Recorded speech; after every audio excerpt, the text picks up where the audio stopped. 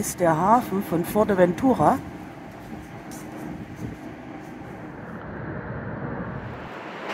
Ja, wir sind schon fast in Fuerteventura drin. Wir gehen ganz langsam rein. Drüben wäre eigentlich gleich ein Strand. Aber wir dürfen ja nicht von Bord ohne Ausflug.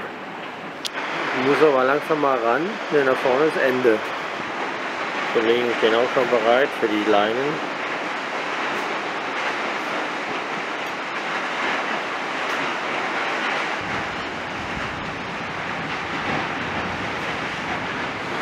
Jetzt sind wir gleich dran.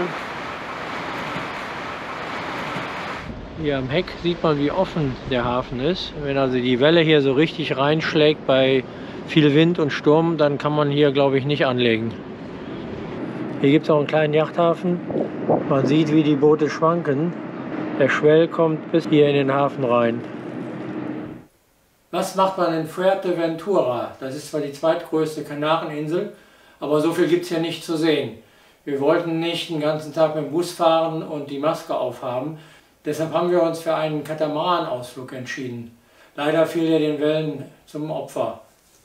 Um überhaupt vom Schiff zu kommen, haben wir uns für einen Strandausflug entschieden. Eigentlich hätte es gereicht, von Bord zu gehen, einen Stadtbummel zu machen und gegenüber zum Strand zu gehen, aber das durften wir leider nicht. Hier wäre auch mal die Gelegenheit für einen Ausflug mit einem E-Bike, wenn man das noch nie gemacht hat. Im Norden und Süden gibt es tolle Strände, aber so weit wollten wir natürlich auch nicht fahren. Ich hatte erwartet, zu einem Strandhotel gefahren zu werden und dort einen schönen Nachmittag zu verbringen, doch das war ein Flop. Wir wurden zur Playa de Castillo gefahren, das liegt in der Verlängerung vom Flughafen. Das ist grundsätzlich kein schlechter Strand, aber wir haben uns eher in einem Straflager gefühlt als in einem Urlaub. Ich kenne Strandausflüge anders. Marina schreibt gerade Urlaubskarten. Das geht ja heute auch alles digital, ist dann vor uns noch beim Empfänger. Nur Döner macht schöner. Also, auf geht's. Wir versuchen es mal.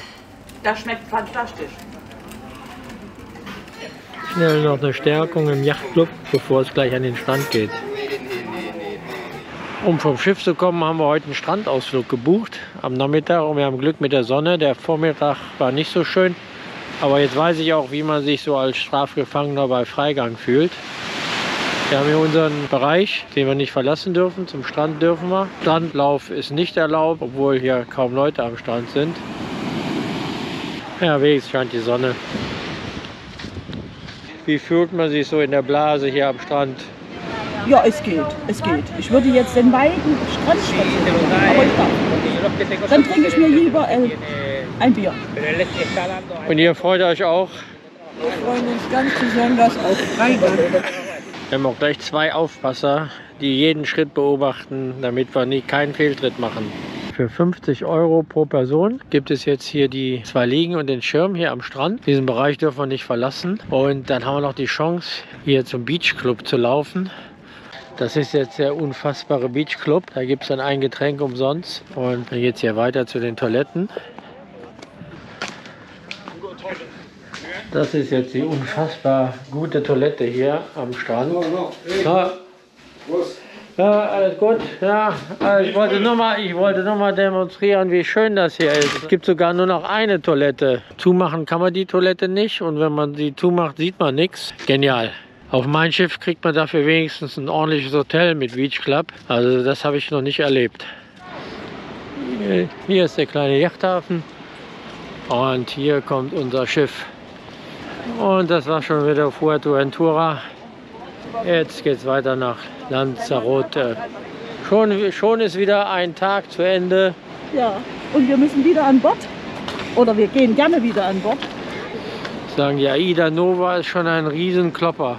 Das volle Auge. Jetzt haben wir 50 € für den Strand bezahlt pro Person. Und hier gegenüber ist gleich ein Strand, der hätte es genauso gut getan. Mehr hätten wir auch nicht erwarten können. Ein paar Liegen da und alles wäre gut.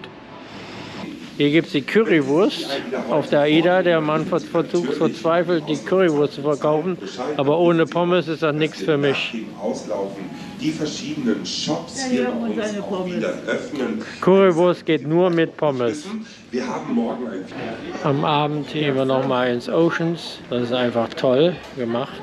Das hat uns von allen Restaurants, die wir ausprobiert haben, am besten gefallen. Da probieren wir es heute nochmal. Wir sind jetzt hier wieder im Ocean und heute ist hier... Hi, ich bin Amit. Ich heiße Hermann. Mein Name ist Hermann. Herzlich willkommen im Ocean. Vielen Dank. Ja, kann ich noch einen? Noch einmal. Hallo. Heute im Ocean starten wir wieder mit Lachs-Tatar. Guten Appetit. Jetzt gehen wir zur Hauptspeise über. Marina hat jetzt hier Tintenfisch. Der sieht auch total lecker aus.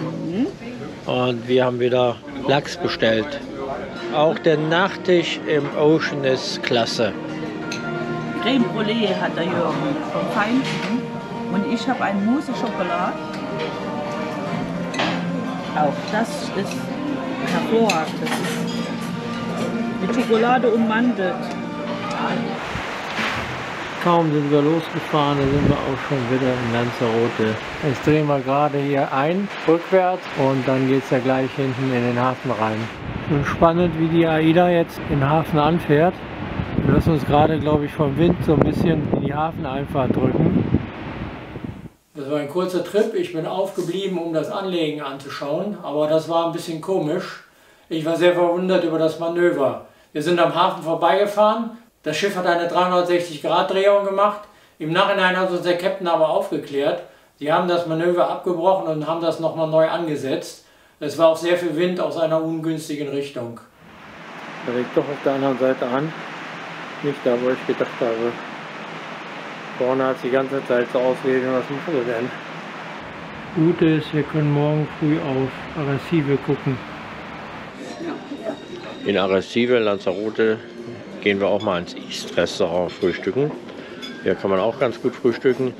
Ist nicht so voll wie hinten der Yachtclub. Und wir sitzen direkt am Fenster. Unser Bootsausflug am Morgen fiel ja aus. Unser zweiter Ausflug war erst nachmittags. So hatten wir noch etwas Zeit für Schiffserkundigungen und ein kleines Sonnenbad. Ja, Ida wirkt heute Morgen wie ausgestorben. Alle sind von Bord. Die Rossini Bar, sehr futuristisch. Hier wird es dann nobel mit Champagner.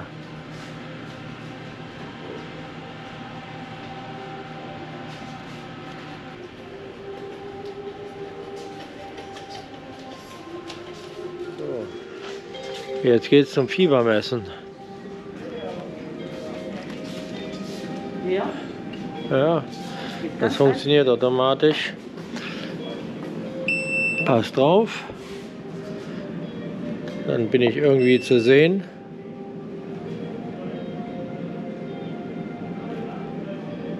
Alles okay. Alles okay. Gute Reise. Wir dürfen noch einen Tag bleiben. Der Hafen von Arrecife ist auch nicht weit von der Stadt weg. Leider können wir nicht von Bord.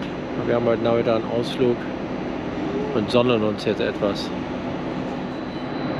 Der Hafen ist auch relativ offen für uns und die Frage ist immer, bis zu welchem Seegang können wir hier überhaupt anlaufen. Das war gestern wieder Einlaufen in Zeitlupe. Kommt ein Segler rein. Nach langer Zeit mal wieder Sonne und die nutzen wir gleich zum Sonnenbaden. Hier ist man doch ganz gut geschützt. Auch im Januar bei 20 Grad lässt es hier gut aushalten. Marina mit ihren Noise-Canceling-Kopfhörern hört nur Musik und nicht die Geräusche hier ringsum. Hier gibt es gerade eine Rettungsübung. Unsere Rettungsboote sind gerade einmal unterwegs. Und wir haben immer gedacht, das wäre die Straßenbahn, die bei uns im Restaurant steht. Beim Verlassen des Schiffs hört man die Fender quietschen. Es ist immer noch sehr wellig. Das sind mal dicke Fender hier.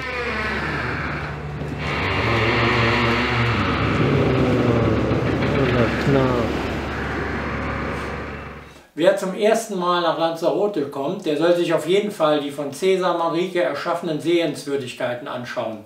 Ein Massiv ist hier die Los Llanos del Agua Lavahöhle. Cesar Manrique hat viel für Lanzarote getan. war sehr berühmt und hat einzigartige Kunstwerke geschaffen. Leider ist er durch einen Autounfall sehr früh gestorben. Auf unserer Fahrt zu den Höhlen fahren wir hier auch an einem kleinen Souvenirshop vorbei. Marina hat wieder alles das gekauft, was man nicht braucht. Nein, ich habe Magnet gekauft von Lanzarote, das braucht man.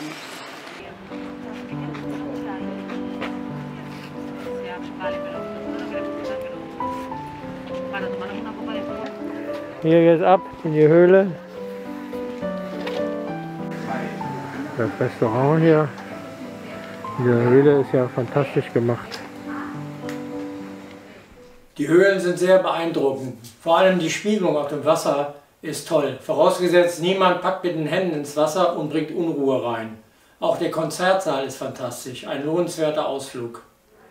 Da unten geht es dann gleich zum Wasser. Schon beeindruckend hier diese Höhle mit der Spiegelung. Hat sich nichts verändert in 27 Jahren. Da war ich das letzte Mal hier. Alles hier sehr, sehr beeindruckend. Und jetzt gehen wir mal in den Konzertsaal. Ein kleines Selfie.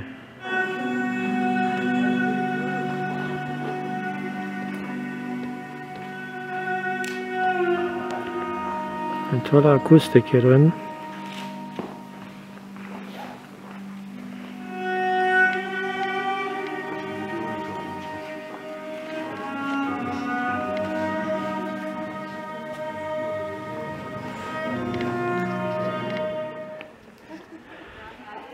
Was der Künstler hier geschaffen hat, ist schon phänomenal.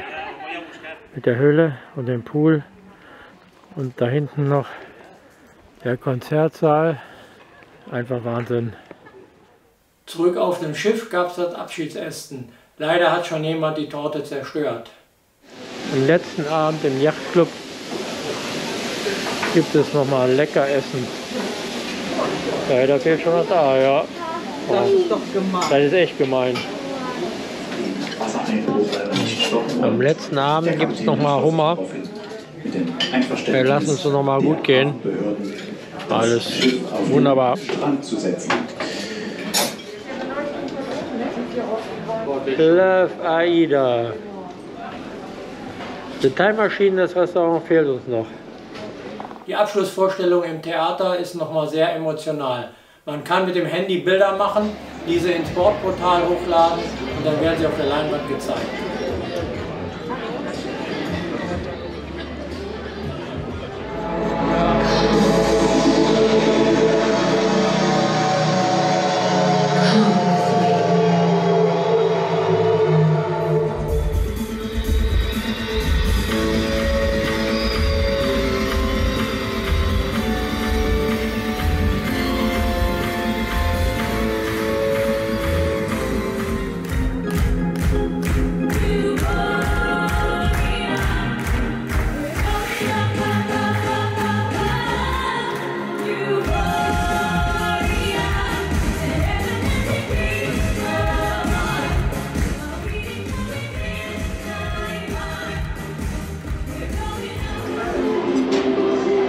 Liegeplatz.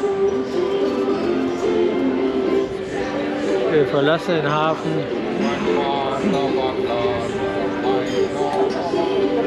Und es geht in die Dunkelheit rückwärts.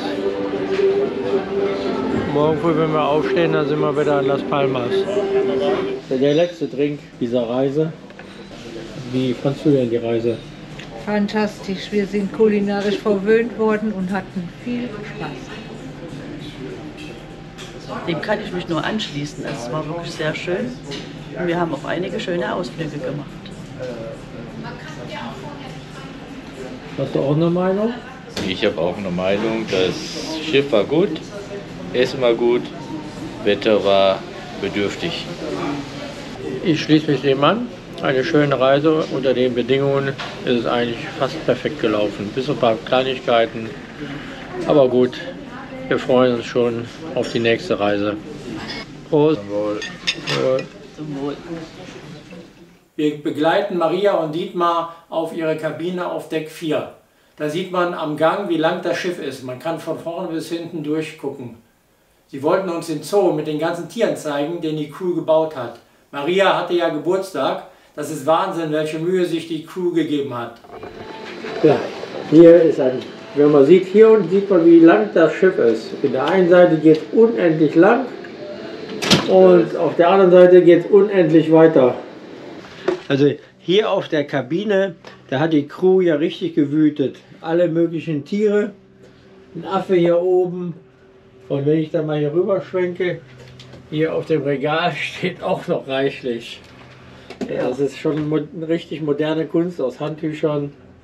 Der Wahnsinn, ja. Das ist echt süß. Ja, das ist aber niedlich. Aus der Toilettenrolle. Ja. Gebastelt. Also die Ideen. Guck mal, da haben sie uns noch ein Schiffchen gebastelt. Daran kannst du mal sehen, dass die Zeit haben. Die haben nicht so viele Gebiete zu putzen, weil da steht ja auch dein Name. Das ist ja wirklich frisch gebastelt. Die geben sich ja. Samstagmorgen 7:30, heute ist Abreisetag. Das Schiff ist relativ ruhig noch, die meisten schlafen doch noch. Der letzte Frühstück im Yachtclub, das hört sich richtig vornehm an. Wir gehen immer essen im Yachtclub, außer im Yachtclub ist sonst nirgendwo etwas los. Das ist mal ein Nutella-Glas.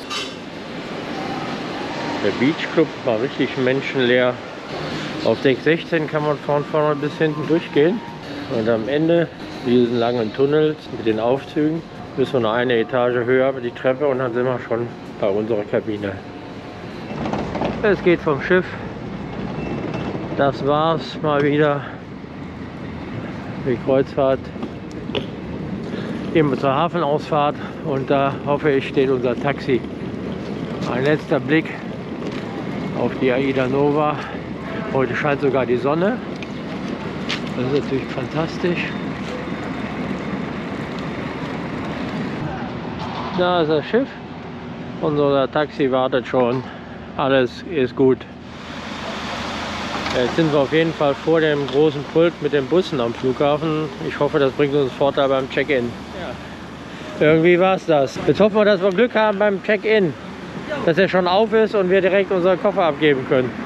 Unsere Reise ist zu Ende. Wir waren vor den Bussen am Flughafen und waren als Erster am Check-in. Leider gab es doch ein kleines bisschen Stress. Wir mussten dort noch schnell die digitale Einreisemeldung ausfüllen. Das war auf dem Handy nicht so einfach, sonst hätte man uns kein Ticket gegeben. Am Ende ist alles gut und wir warten nur noch auf den Flug. Das war eine schöne Woche. Bis zum nächsten Mal. Die letzten Minuten vor dem Flug. Der Flieger ist da. Jetzt gehen wir in unsere Startposition. Und jetzt geht's ab. Tschüss, Gran Canaria, wir kommen wieder.